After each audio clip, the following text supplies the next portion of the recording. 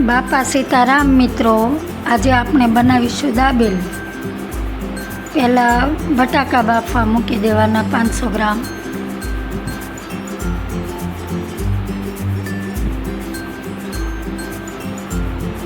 પછી એક પેનમાં તેલ મૂકી દેવાનું 3-4 ચમચી. પછી જીરું, હિંગ અને બટાકા નાખી દેવાના તેલમાં બટાકા સતળાઈ જાય પછી કચ્છી દાબેલીનો મસાલો નાખી દેવાનો.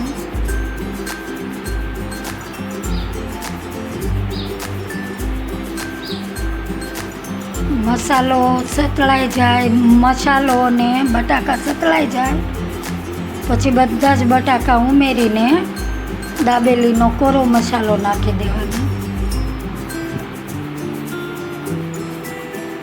પછી બધું મિક્સ કરી અને ગરમ મસાલો, ધાણા જીરું, હળદર, મરચું બધું નાખીને મિક્સ કરીને હલાવી લેવાનું. અને પછી એમાં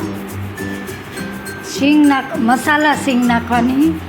મસાલા સિંગનો વિડીયો જોઈતો હોય તો તમે કોમેન્ટ કરજો દોસ્ત. ચાલો, સ્ટફિંગ તૈયાર થઈ ગયું છે. હવે આપણે દાબેલી તૈયાર કરીશું. એમાં પહેલાં લાલ મરચું, તીખું, લસણવાળું છે, ચટણી અને આ ગળી ચટણી. પછી સ્ટફિંગ નાખવાનું, સિંગ, પછી ડુંગળી નાખીને ગરમ કરી લેવાના. પાઉં શેકી લેવાના છે.